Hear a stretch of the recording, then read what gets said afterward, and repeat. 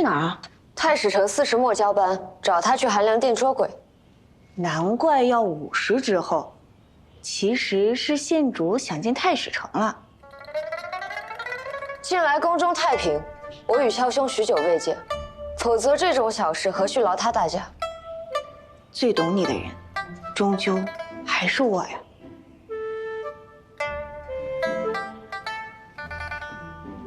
走了。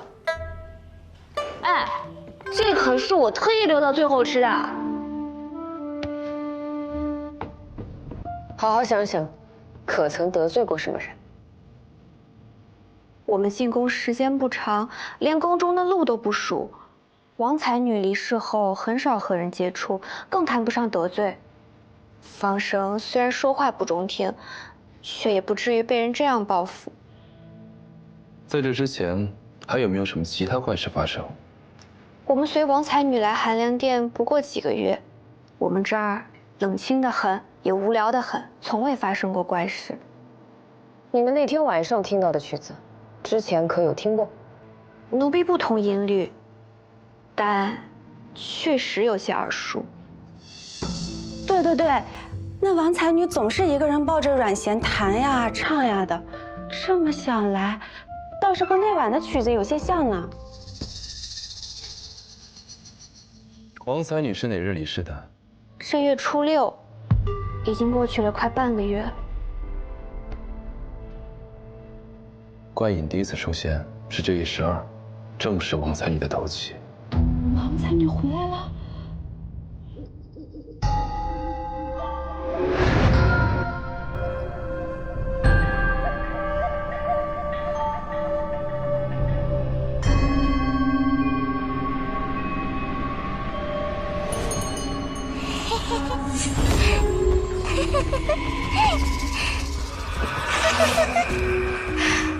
阿娘，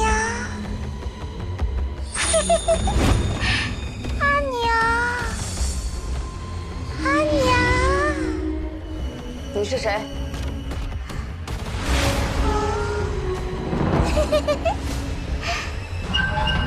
阿娘，我要阿娘。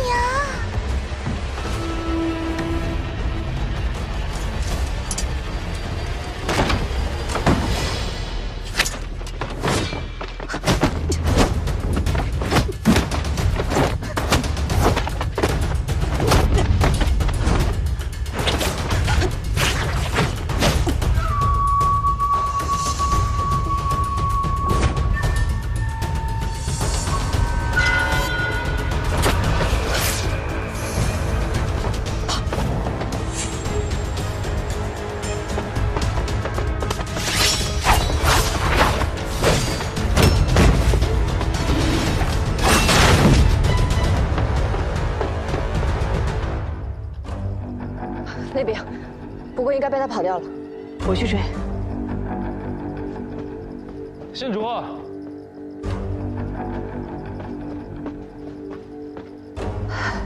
有发现。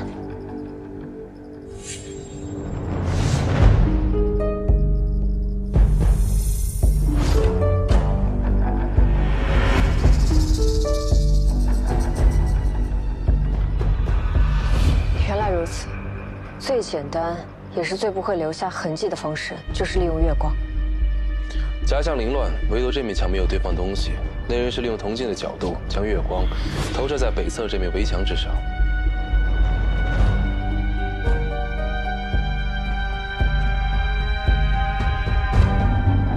这就是萧兄想要验证之事。试试看。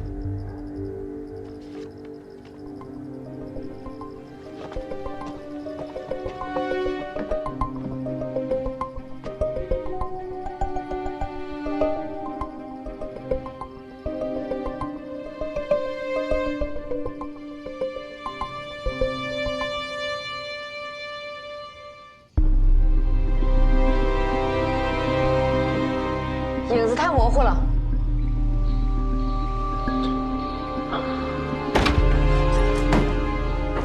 屋内光线太暗了，会不会是月亮移动，铜镜反射不到足够的光亮？距离刚才不过约1刻，空中无云，亮度不会有太大的变化。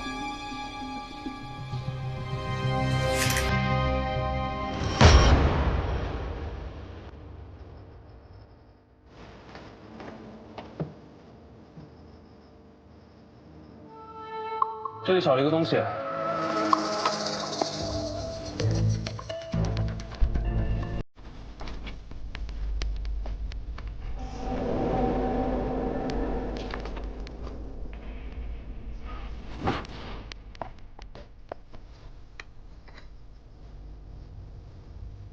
太日极常利用小孔观测日食，他说想日引清晰明亮，须有此物聚光。此人心思缜密，方才事发突然，才让我们发现破绽。再试试。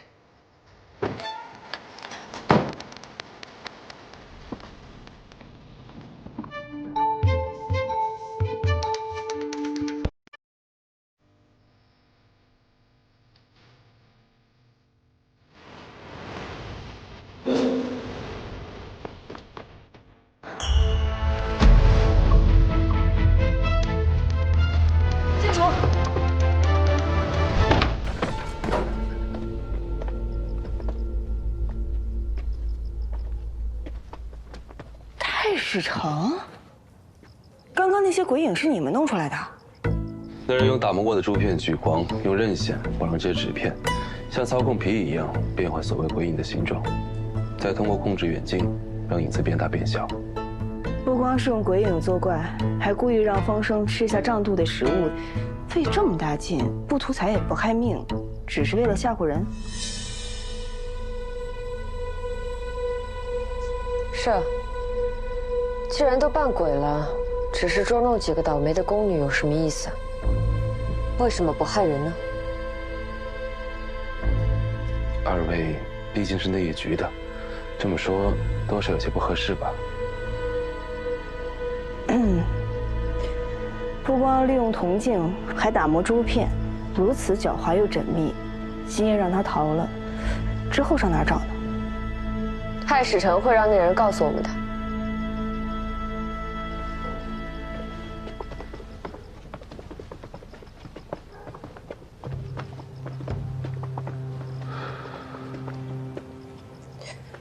我还以为把香灰撒在这些角落，是因为这里背光聚阴，给那2名工人些安慰。没想到太史城另有用意。步伐轻盈，步幅较大，是县主追逐时的脚印。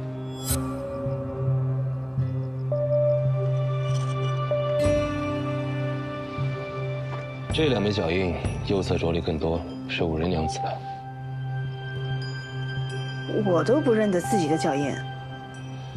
因为你的手扶着右侧的肩膀，重心便也偏右。这，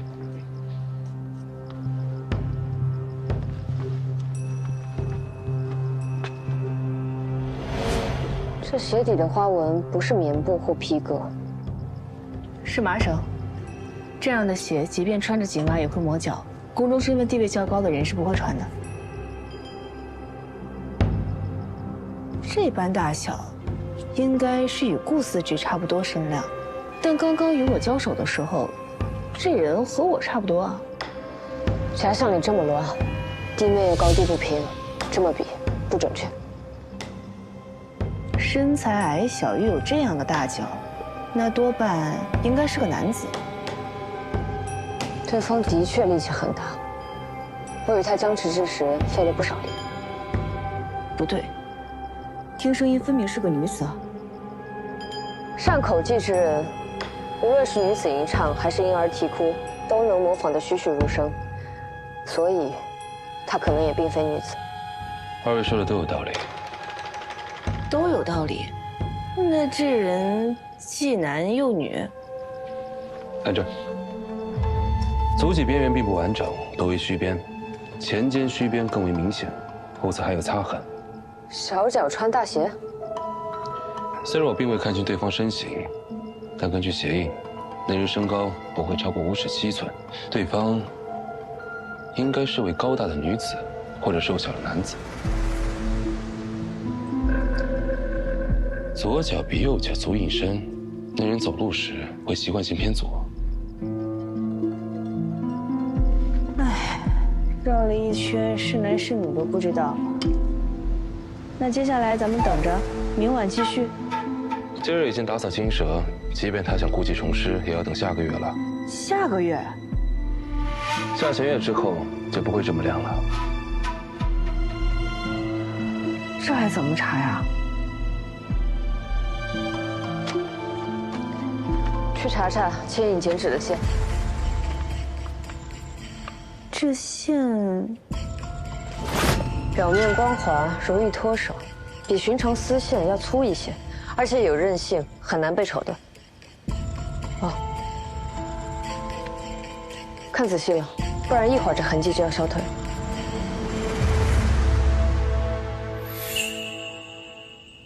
这把软弦像是从未用过，大概是吧。娘子的衣服和用物在丧礼之后都烧了，这些东西是她生前喜爱的宝贵之物。娘子双亲已经离世，据说有个表亲在湖州做生意，还没来到西京，所以这些遗物都还留在宫里。王才女是什么时候册封的？我怎么没有印象？小半年之前。半年前，宁远公主刚薨逝不久，先主无心顾及其他。娘子生前可有身孕？没有。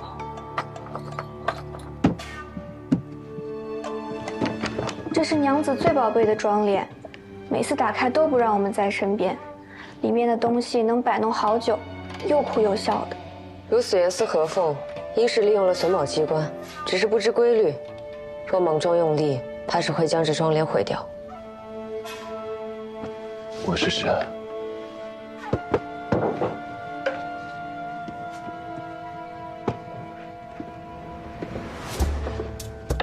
萧兄看出技巧了。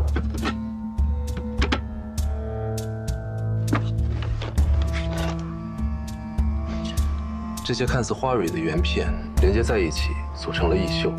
只是有几个新的位置不对，按照规律将其归位，幕后就能打开了。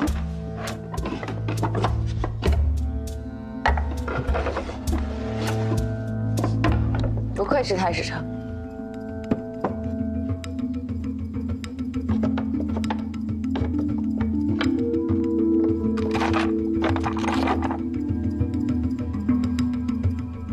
这些就是王才女的宝贝。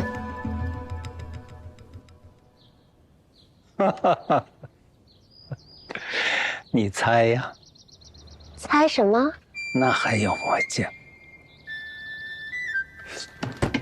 怎么是你呀？怎么，又梦到先前那位凤玉娘子了？不许胡说！平白无故的玷污别人的境遇。哎呦，这就舍不得了。我已经致仕了啊，别来烦我。这次不让你试毒，帮我查查这些都是什么东西。行，放这儿吧，赶紧走吧。我什么时候能喝到你的喜酒啊？你呀，这辈子也别想了。你还不走啊你？哪壶不开提哪壶。把春梦，把它做回来。唉。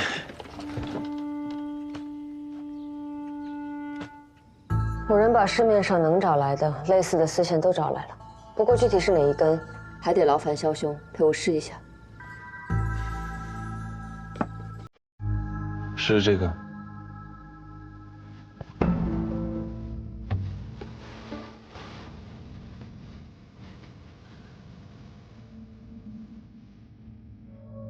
手感一样，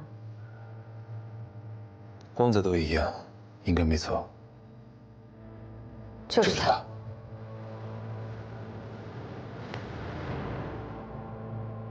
痕迹也一样。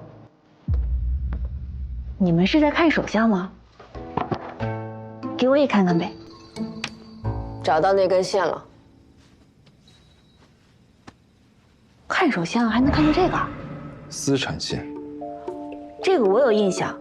之所以叫丝缠线，是因为它以丝绕丝而常见性极佳，用在琵琶、软弦这类乐器上做弦。不过民间多用长弦，只有富户或者宫里的教坊司才会用这种私产线。王才女先前就在宫中的教坊司。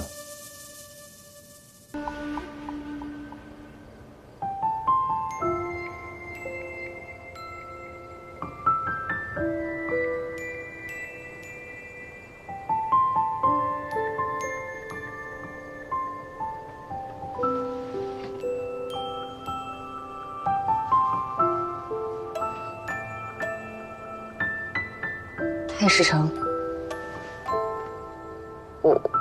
晚上好。今晚的星星好多啊。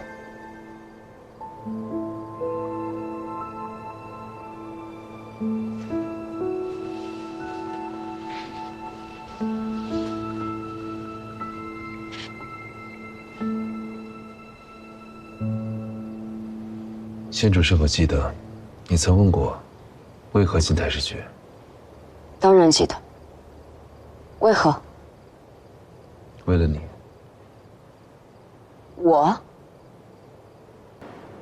你就因为这个进了太史局？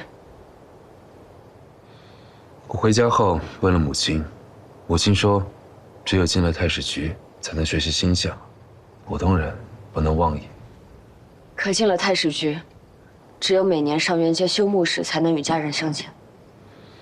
当时没想这么多，我原本以为我很快就能回答出你的问题，但进了太史局才知道，要学的东西有很多。想要学占星，需要很多年，但这可难不到我。上元节是太史局官员和学徒回家与家人团聚的日子，那几天太史局人很少。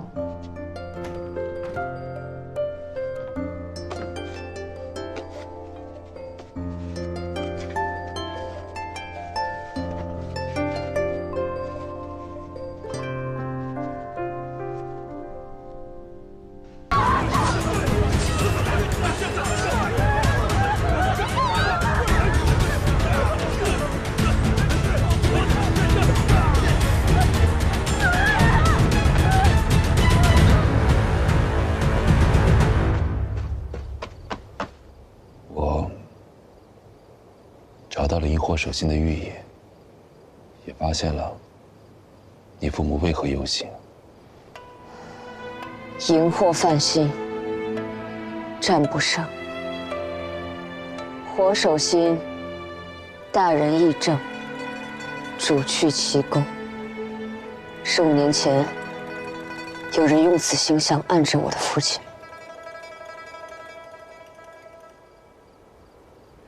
你太傻了。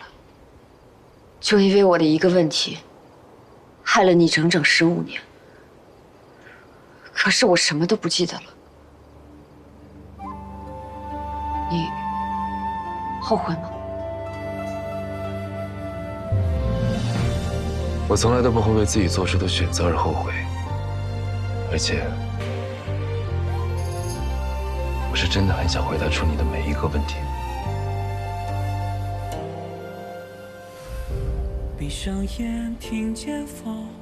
天晚了，我要回去。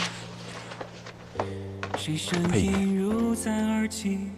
今天是你生辰，我从不过生辰。我知道。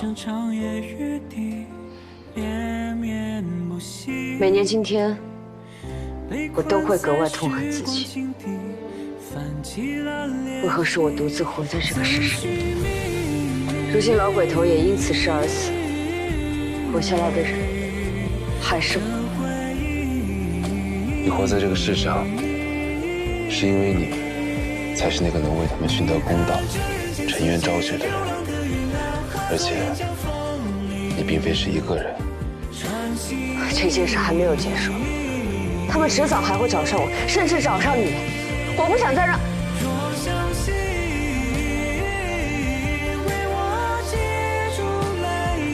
想再让我身边之人受我牵连。裴言，你只需要明白我的心意，但不要把它当作负担。而我不会为自己做出的选择而后悔。县主呢？在清微宫查案。查什么？查点将要怎样才能自杀？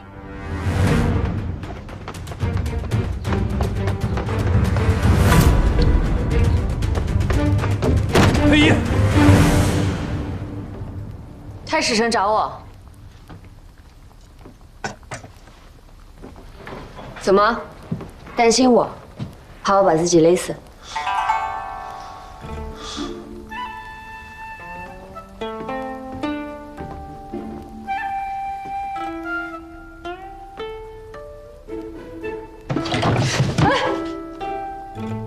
这木人可是我问赵一正借来的，弄坏了我可赔不起。这宫里还有你赔不起的东西？这宝贝仿照了真人的关节和穴位，有且只有这一个，除了赵一正，只有我能用，是无价之宝。你这是什么表情？太史丞，这木人可不是我抢来的。这不是普通的麻绳，是藤篾丝。原本长在水下，晒干后编成麻绳，韧性极强。用热水浸泡之后会变得柔软，冷却之后又会逐渐收紧。点将就是通过这样的方式自杀的。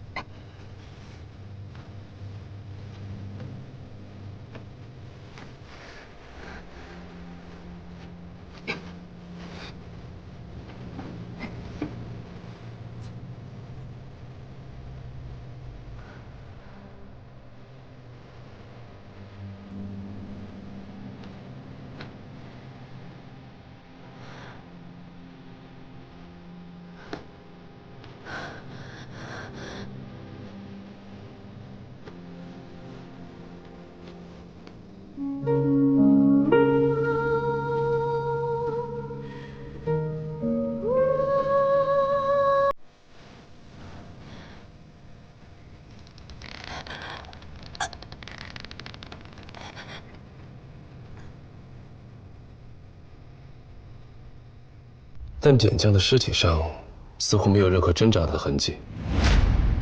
我在他房间里找到了软筋散，应该是他死前为了防止自己挣扎服用的。看来县主已经破解了点将自杀的方式，那我就安心了。山生，你等一下，这木人是赵一正听说我要复现点将的死法，主动拿给我的。当然了。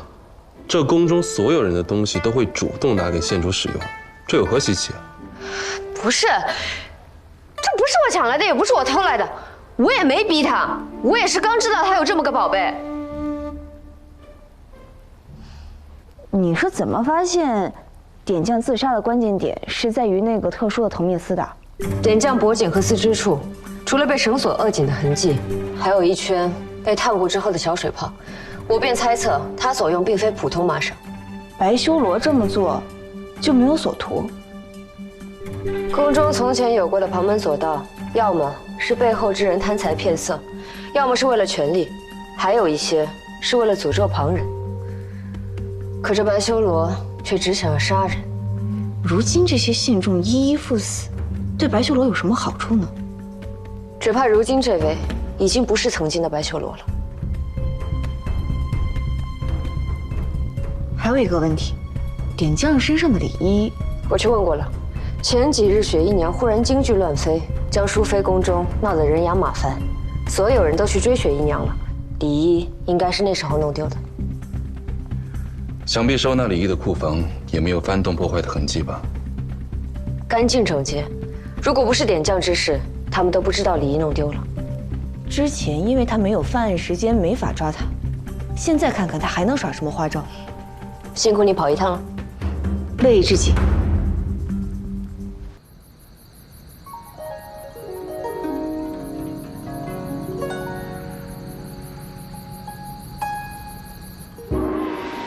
陛下，这千年太岁乃是突厥可汗的长子阿史那都进献，臣弟借花献佛，恭祝陛下万岁，龙体圣安。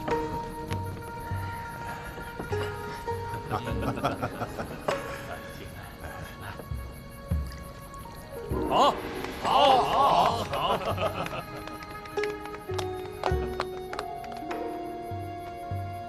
这样的宴席着实让人烦闷。你大可不必来。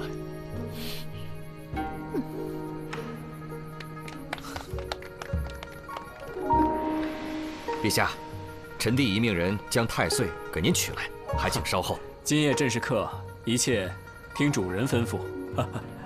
陛下说笑了。王爷，王爷，王爷，李飞白，干什么慌慌张张的？什么事啊？不必惊慌，慢慢说。是陛下，王爷，张夫人她，张夫人又怎么了？她被千年太岁杀死了。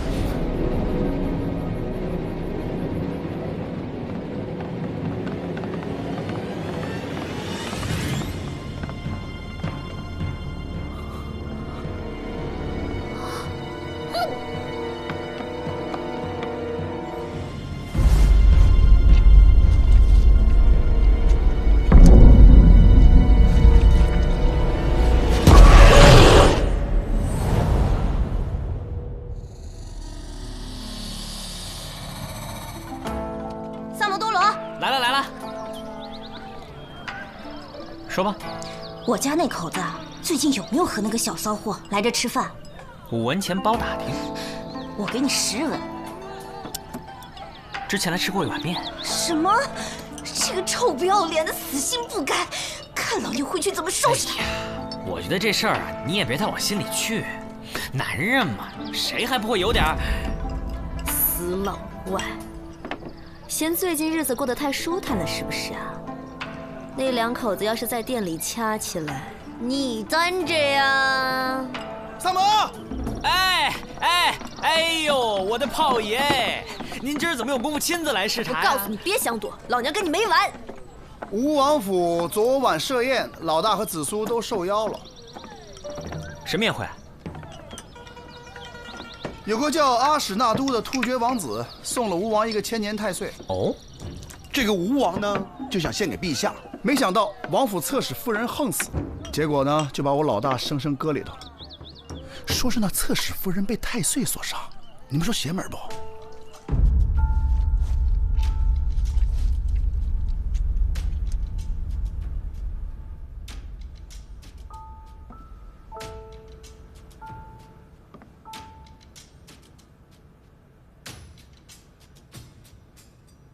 李少卿，你能替本王查案吗？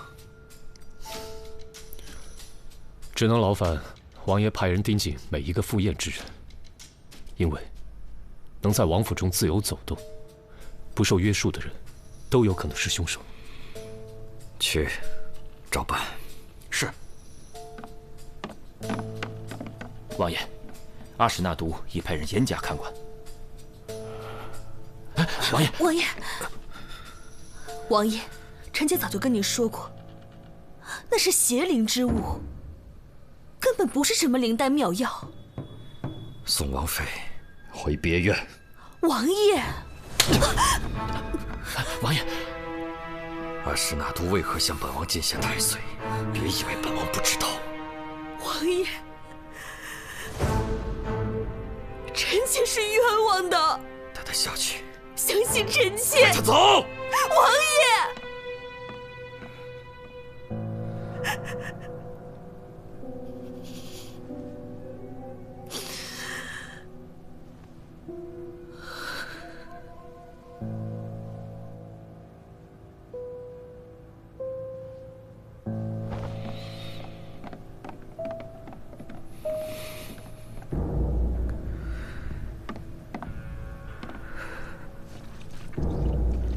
李少卿，这件案子就拜托你了。飞白，他会协助你们的。是，下官定当竭尽所能。本王先回了。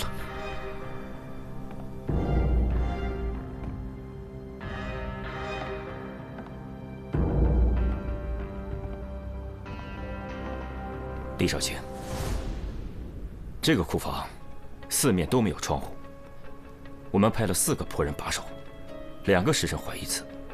刚才下官也问过仆人，除了张夫人的婢女明月硬要他们离开一炷香的时间外，再也没有离开过。官人饶命，是夫人让我这么做的。什么意思？夫人近来体弱多病，之前听说太岁有延年益寿、永葆青春的功效，便动了私心来偷吃。因此，他叫我支开仆人，自己偷偷来到库房。哦，小的记得，王妃之前劝过张夫人别打太岁的主意，2人为此发生争执。后来还是令长史过来将2人劝好的。啊，确实如此。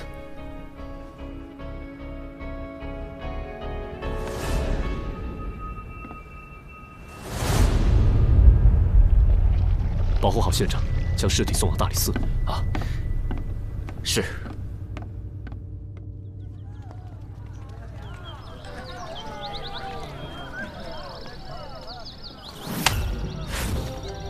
让萨摩跟我去办案。他是你大理寺的人，还是我凡社的人？反正你店里生意也不怎么好。哪只眼睛看见我店里生意不好啊？开个价吧。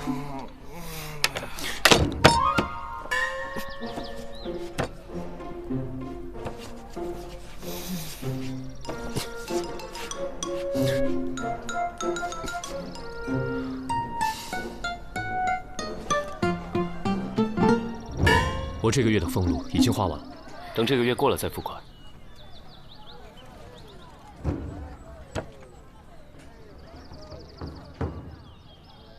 3份利，成交。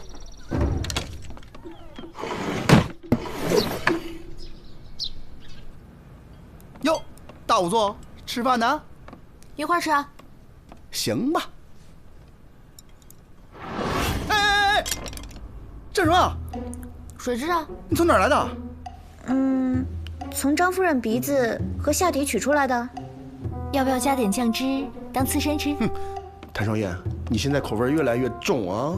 那个，啊，对了，那个尸体验的怎么样了？老大问。我已经验过了，死亡时间是在昨晚的戌时左右。死因呢？应该是被击晕之后，大量的水蛭同时叮咬，造成失血过多而亡的。从这个创面的数量上来看，应该有上千条之多。但是，这些水蛭有点奇怪，叮咬的都是血脉密布之处。哦，这些小家伙还挺凶残啊！哎，那个死者是什么时候被发现的？2时。我能看一眼尸体吗？随便。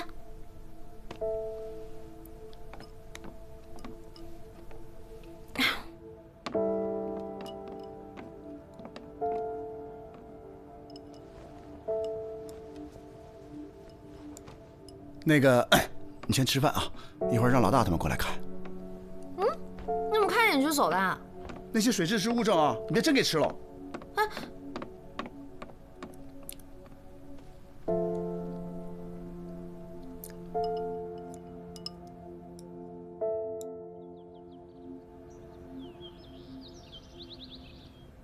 王爷，听说当天宴会开始前，您与令长史独处了1个时辰。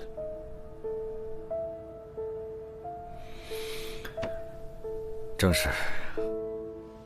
当时我和飞白先去查看了一下贡物，之后又来到书房里喝了一点酒。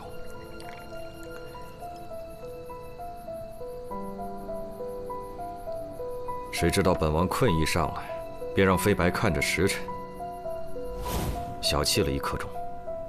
王爷是什么时候睡的？下官记得应该是戌时3刻。没错，本王当时还特意看了一眼漏刻。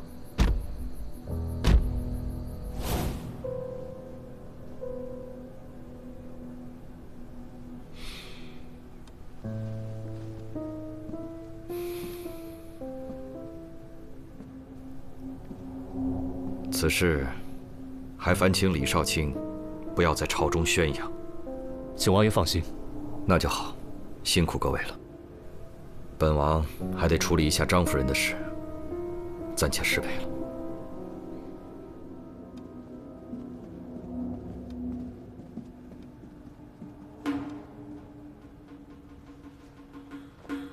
吴王点儿真背啊！你看这吴王呢，年轻的时候就死过2妾，这人呢有权有势有啥用呢？所以，废话那么多。听说现在嫌疑最大的是王妃，有杀人动机吗？没错，她是外域人，遇刺的大婚。自从侧妃张夫人入了王府后，深得宠幸，此后王妃便一直幽居在流霞别院。与其说别院，倒不如称其为冷宫，更为确切。那咱便去会会这个被打入冷宫之人。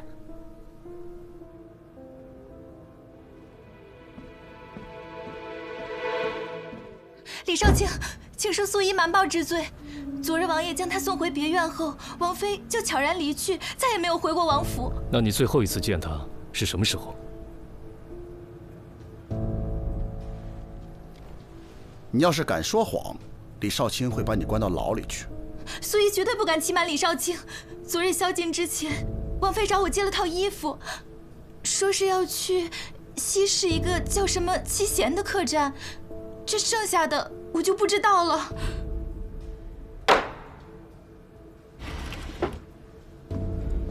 那女子和一个突厥男人在房中大吵大闹，折腾了一晚上。之后他们2人还出去过吗？那个女子争执过后就独自离开了。那个突厥人好像叫阿史那都。我求你不要再缠着我了，云舒，我这就带你回突厥。我们已经不可能了。你肯定有难言之隐，你告诉我。没有，我以为人妇。阿史那都，你别再逼我了，这不是爱，是占有欲。可是我爱你啊！我就听到这些。有发现吗？没什么有用的东西留下。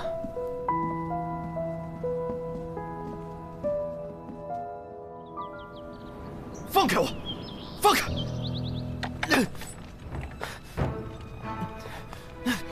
本王是被冤枉的。本王没有杀人。没问你话的时候不能开口。案发后，王妃换了婢女的衣服前去找过你。没错。她为何要去找你？我和云舒多年前就已经相识了，而且早在她被你们皇帝赐婚之前，我们就已经私定终身了。在七贤客栈，我想让她跟我走，可是云舒。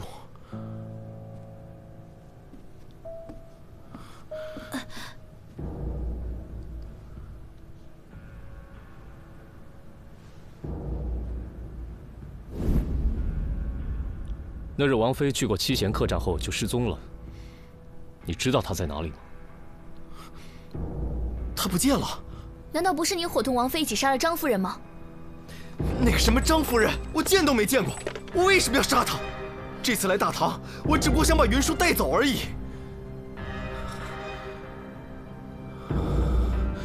你们一定要找到云舒，求你们了，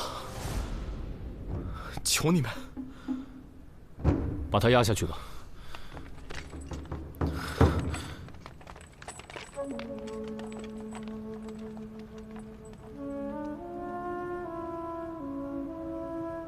那你现在还觉得是他伙同王妃杀了张夫人吗？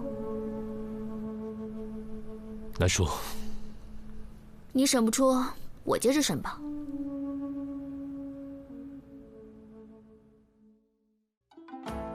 彼黍离离，必稷之苗。彼黍离离，必稷之苗。行迈靡靡，忠心摇摇。行迈靡靡，忠心摇摇。知我者，谓我心忧；不知我者，谓我何求。你们回来啦！李治，你认识了这么好的朋友，应该早点介绍来认识认识嘛。李绍兴，看人家多有礼貌。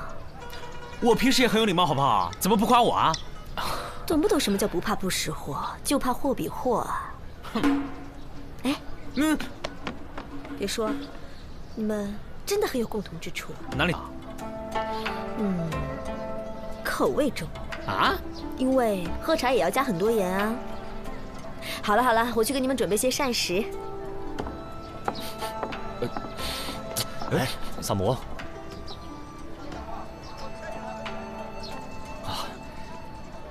李少卿，你这个香囊带很久了吗？萨摩，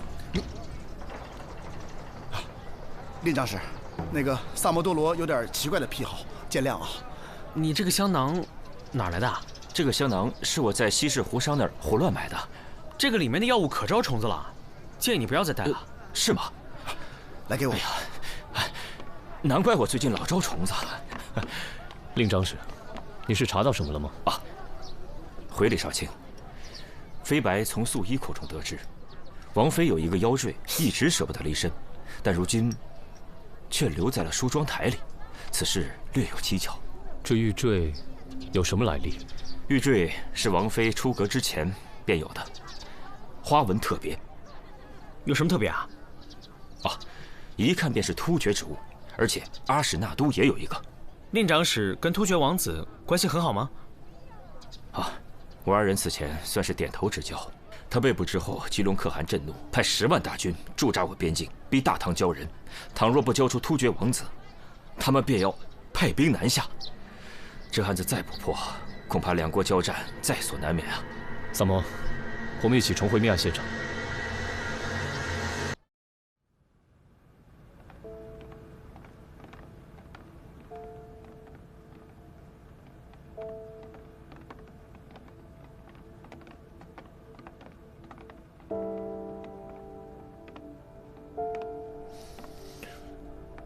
当晚，除了在府内其他地方的几个小厮没有出现以外，其他与张夫人密切来往的人，都有不在场的证明。李少卿，当晚值守的几个仆人都带过来了。你们几个一会儿好好回答几位官人的问题。是。当晚，除了张夫人的婢女明月叫你们出去，你们再也没离开过。是的。那天晚上可有什么异常？没有什么异常，只是确实听到了什么东西被打翻的声音。当时小人还以为进贼了呢。我们过去查看，发现对面杂物间的窗户破了个大洞。那张夫人是什么时候离开的？不知道。到对面杂物间看看。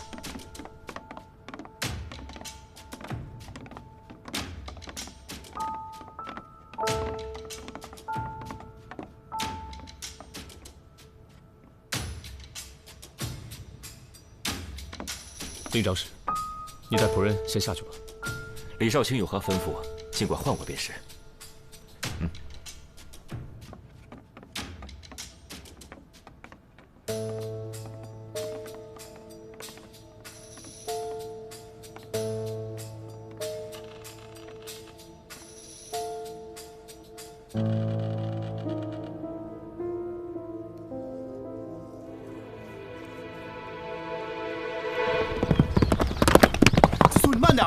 摔着啊！提审时，阿史那都亲口承认，曾在长安附近置屋，以便与王妃幽会。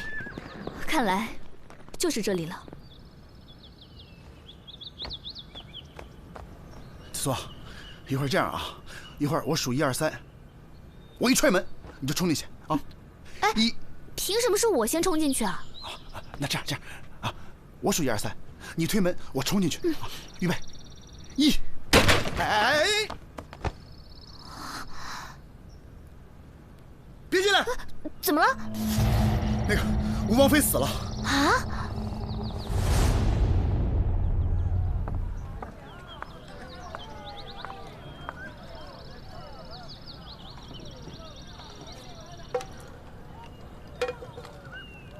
去哪儿了？查案。紫苏和3炮托人带了个口信，说他们在一个叫什么的地方发现了吴王妃的尸体。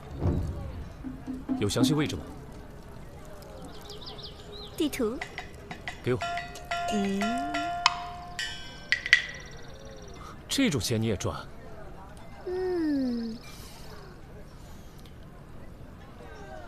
给你。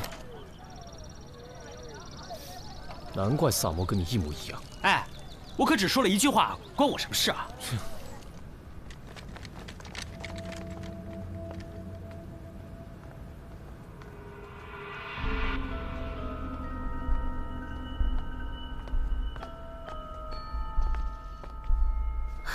死者死前曾被绑在了椅子上，导致手腕、脚腕处有紫色的淤青。死者的头部被钝物击打过，但这并不是最终的死因。真正的死因应该是肺部的那一刀，刀口形状奇特，像是某种抑郁病人所致。能知道这个小屋的人，一定是对阿史那都和王妃都异常熟悉的人。能在吴王府中杀害张夫人，而又绑走王妃的，必定是对这二人十分熟悉的人。我觉得你想到的跟我想到的是同一个人。对，但是问题，他是怎么做到的？杀人动机又是什么呢？我总觉得哪儿不对，可是哪儿不对呢？我们只能再去趟吴王府，但愿能赶在证据被毁之前找到。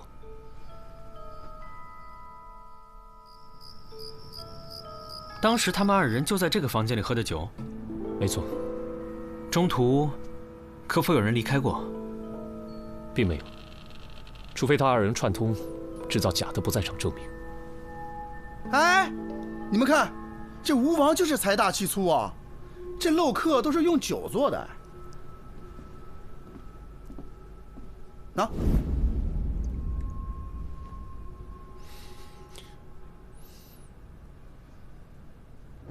没错，是酒。大理寺查案。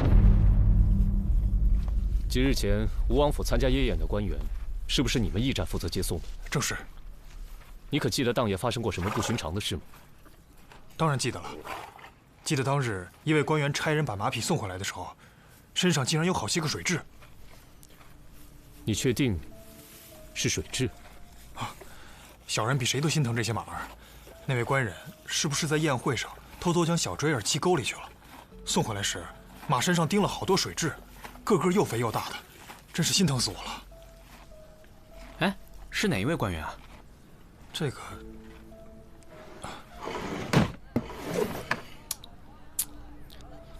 不是，老大，你们到底是发现什么了呀？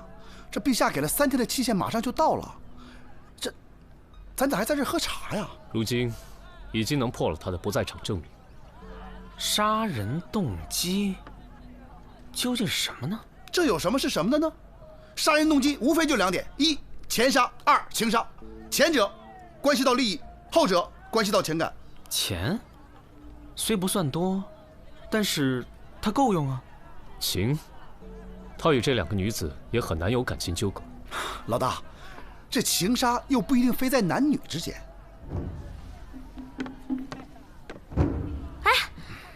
你们还有心情在这儿喝茶？不是说给你们限制的时间已经到了吗？就这几天啊，突厥士兵已经袭击了一个小村子。放话说，倘若阿史那都那儿有1根毫发损伤，他们将一路南下。哼，你还笑得出来啊？三胖，你真是个断案高手。案子破了，我知道动机是什么了。我破的案？哼。这个案子从一开始就指向阿史那都，一旦阿史那都被杀，突厥和大唐的战事就在所难免了。糟了！来人呐！本王没杀过人，快放我出去！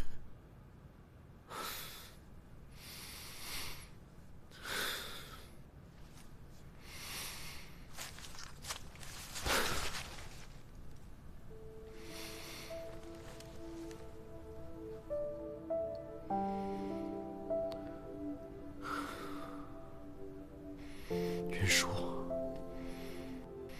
舒，你放心吧，待我从这里出去以后，我就去找你，把你带回突厥。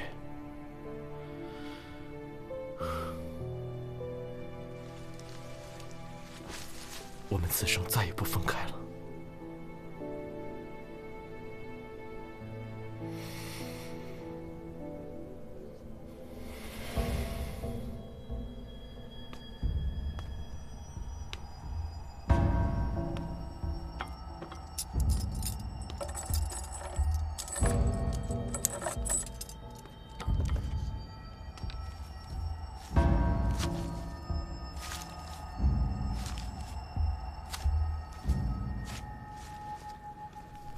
王子，您的饭来了。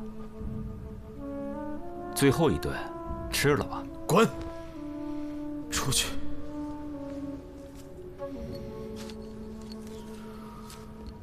那您喝点水吧。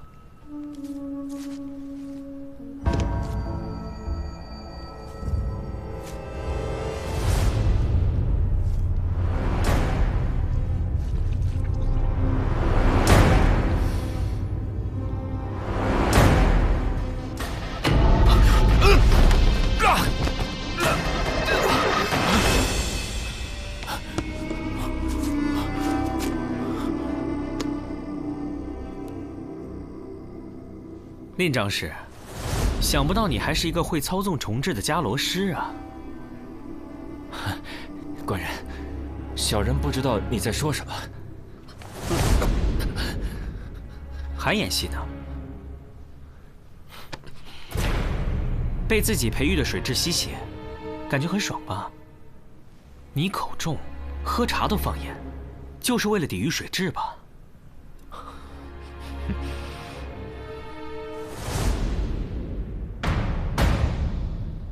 你们这是血口喷人！别忘了，夜宴当晚，下官可是有不在场证明的。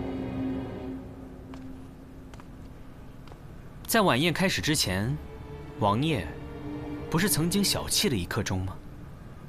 哼，1刻钟？吴王府的书房到仓房的路上，来回便不止1刻钟，我有何时间作案？把东西抬上来吧。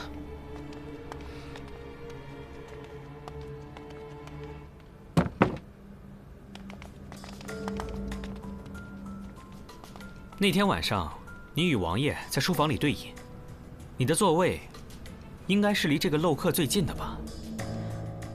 你在事先带来的酒里就动了手脚，让王爷昏昏欲睡，主动提出小憩。王爷睡前看到漏客是虚实3刻，睡后看到是4刻，他自然就会以为自己只睡了1刻钟。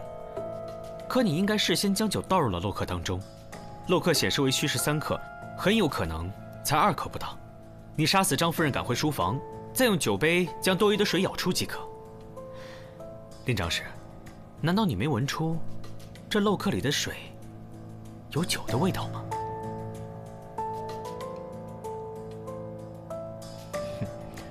我不知道你在胡言乱语些什么。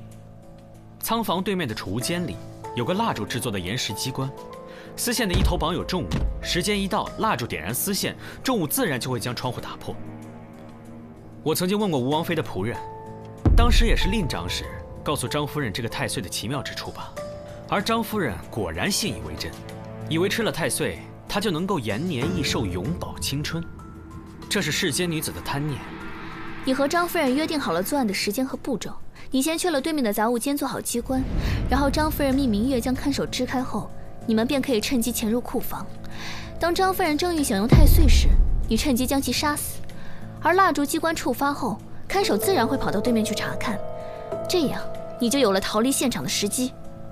负责接送官员的一族也告诉我们，宴会当晚，令长史所乘马车的马上发现了水蛭，而且据他们所见，发现的水蛭十分的肥硕，那是迦兰特有的银鞭蛭。这种水蛭需要用人血孵化，吸血极快。你身上随身带的那个香囊，一闻便知是伽罗虫是用来御虫的。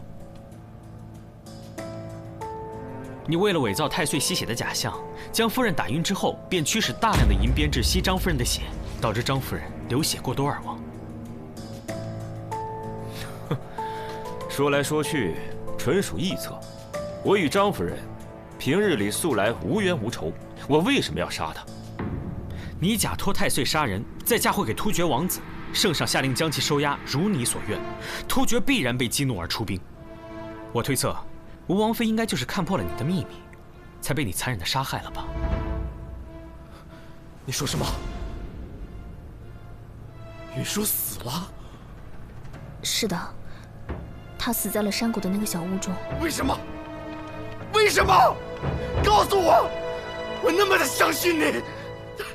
放开！放开！说说吧。王妃无意间发现我与突厥的密信，我只能暂时囚禁她。王妃，只要你乖乖的待在这儿，我一定不会杀你。我不明白，你为什么要这么做？你明白又如何？你这么做，只会引起大唐和突厥纷争。难道兵连祸结，白骨路易才是你真正想要的吗？长史，令长史，现在收手还来得及。哼，你跟我说这些有何用？我本来就不是大唐的人。那我问你，张妍妍是你杀的吗？那是他自找的。我只是跟他透露了太岁的功效，可是他贪心啊，非要去偷吃才给我机会的。作为复国大计的一环，他必须死。那我呢？啊，对于你而言，我也只是你的一枚棋子，是吗？那你也肯定清楚，你如果不杀我，我必定会去破坏你的计划。可是我没有选择，我是大唐的子民。王妃，只要你乖乖的待在这里，我绝不会杀你。事成之后，我一定放你走。王妃，放开我！王妃，你为何要逼我？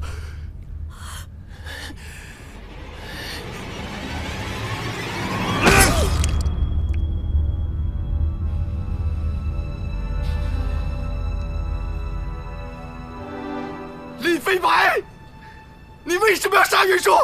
为什么？我要扒了你的皮！我查过了你的通关文牒，你是近几年才从外域来到长安的。你的通关文牒上写了你来自柔然国，但你根本就没有柔然人的生活习惯，你的文牒是假的。你是迦兰国的人吧？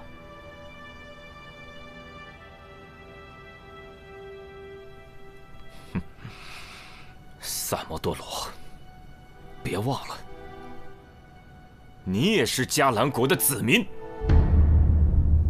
你忘了，咱们的国是被谁灭的？咱们的家又是被谁破的？啊，是大唐！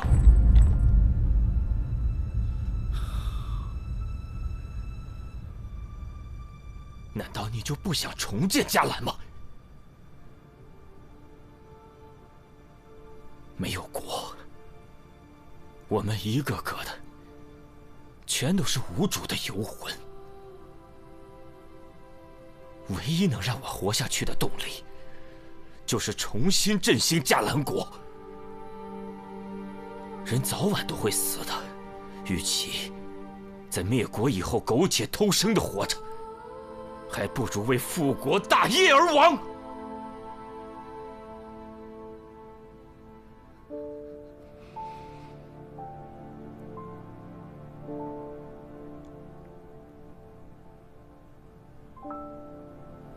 那我问你，你复国是为了什么？为了什么？为了迦兰逝去的子民，为了在战火中亡故的大哥和母亲。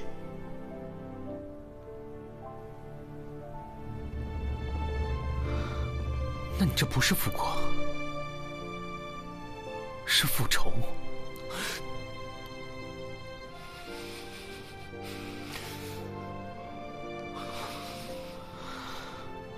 我还记得，我小时候在迦兰过着那种无忧无虑的日子。我也记得，我躲在柴火堆里，眼睁睁地看着我的家人在眼前逐渐消失。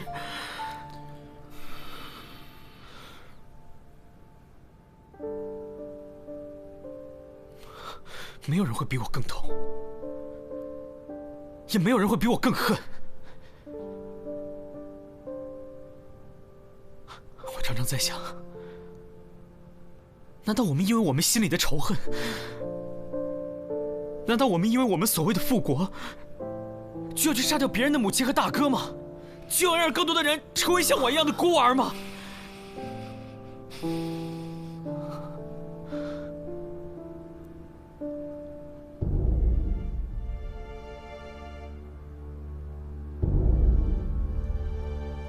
你问我恨吗？我当然恨，但是我更痛恨战争，痛恨一切打着国家名义残害无辜生命的行为。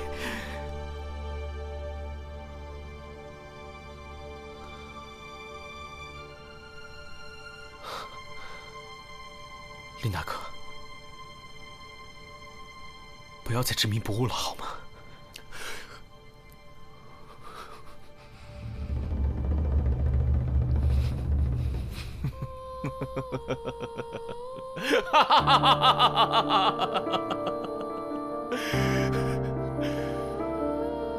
不知我者，为我何求？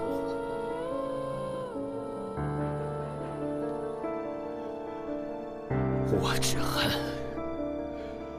大计未能如愿，天佑迦兰。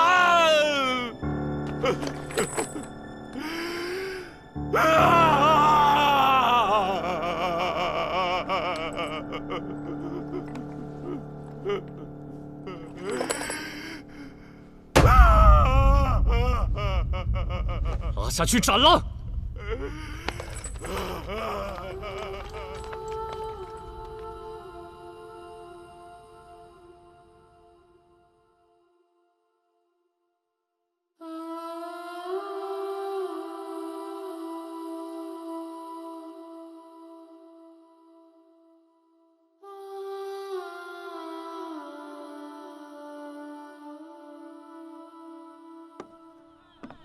陛下向天下宣告，是吴王妃因擅妒杀害了侧妃张夫人，如今已派人将阿史那都送回了突厥。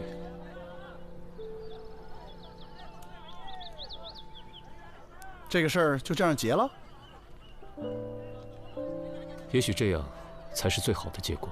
也不知那些迦兰移民会不会受到迁怒。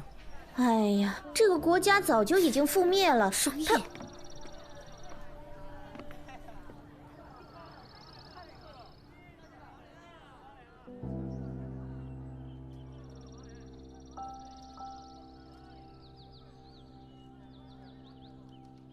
迦兰，也许此生只能在梦里回去了。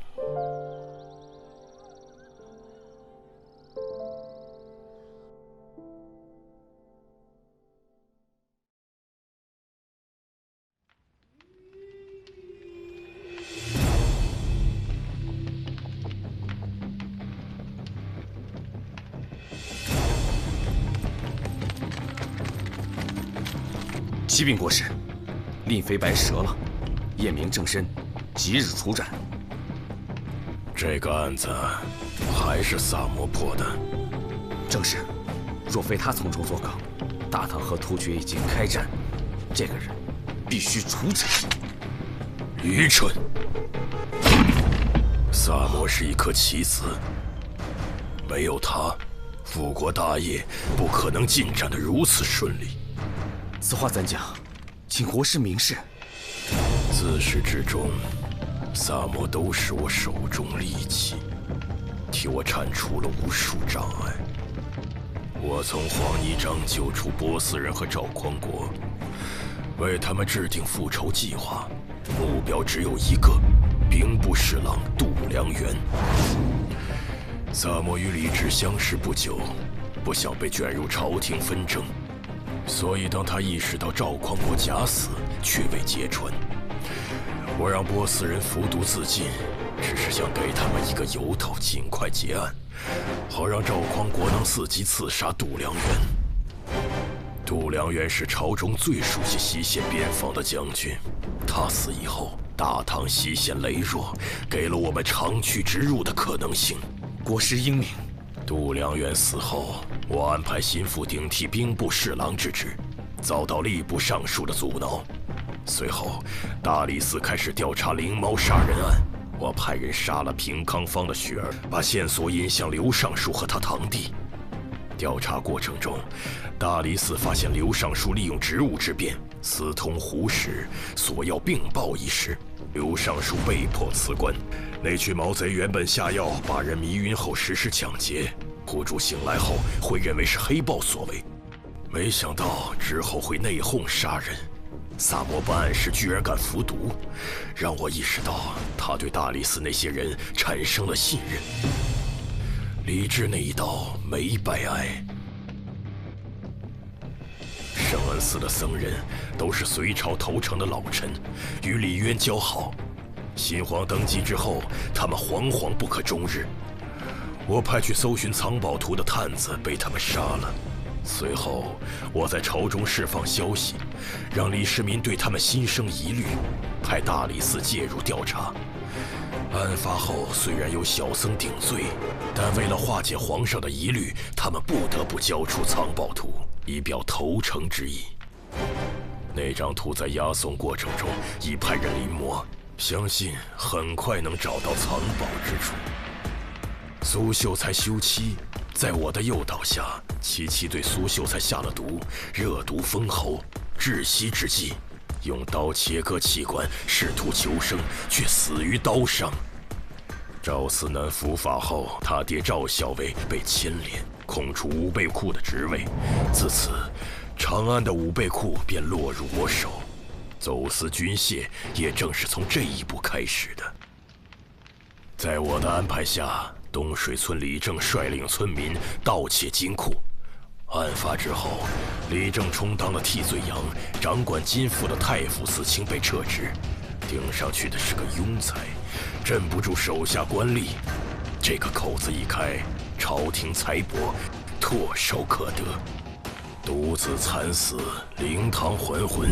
在我的诱导下，基于复仇的僧人了凡与杜老太太合谋杀人，被萨摩识破。杜老太太被发配充军，她在长安西南的3000亩山地落入我手，成了我们的驻军点。神头刘芳是我在长安的线人，常年为我提供坊间情报。案发后，萨摩看到了玉佩上的伽罗纹样，开始怀疑刘芳的背景。他居然还记得伽罗圣歌，让我很意外。不是怨灵一案，我为冯玉制定了复仇计划，数名高官死于非命，职位空缺。我方有3个4品以上官员入职，大获全胜。保平谷阴兵过路，孟昭复仇也是我安排的。此案让兵部尚书陆明仕途终结，之后顶替他的是顾明章，此人有把柄在我手中，这颗棋子随时可用。刘员外儿子造孽，我为苦主制定了复仇的计划。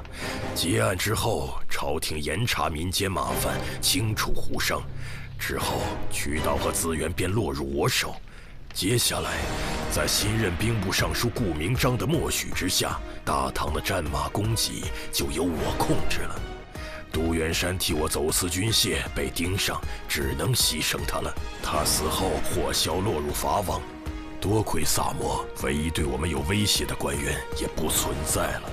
邓维曾经治好过天花，这就意味着若有战事，我军就能利用天花作战。在我的诱导下，邓维用我给的药物毒杀了贾仲元。他死后，天花秘术便落入我手，可以在1夜之间让大唐军队彻底丧失战斗力。大唐与吐蕃关系缓和，对我们不利。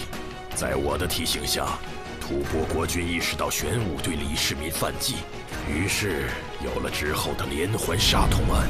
结案后，吐蕃使臣被急召回国，这正是我与吐蕃修好的大好时机。户部林侍郎的案子，重点在那个大秦杨一。之前我高价聘请，遭到婉拒。案发后，他遭到牵连，严禁在长安城行医。我趁此机会将其拿下，为我军培训大批军医。太常寺郑少卿是皇上面前的红人，案发后朝堂上议论纷纷，他被迫辞官，顶其位的是我们的人，能与皇上朝夕相处，随时向我汇报朝堂内外的动向。信鸽能在开战时传达作战信息，但优秀的鸽种可遇不可求。我之前曾花大价钱向黎志桥买鸽子，但这呆子拒绝了我。于是我便诱导赵雷对他下手，引发了之后的一系列案件。黎志桥落入法网后，他的信鸽都落入我手。麻风病与天花一样，都能成为战时的武器。我派蛇师前往不周村，就是为了找到治疗麻风病之法。结案后，麻风病人的衣物、皮屑和那些沙袋蛇卵都落入我手。皮影师与侏儒复仇，涉案高官陆续横死，再次引发了朝堂震荡。结案后，我方有3名5品以上官员入职，自此我在朝中的布局已出现端倪。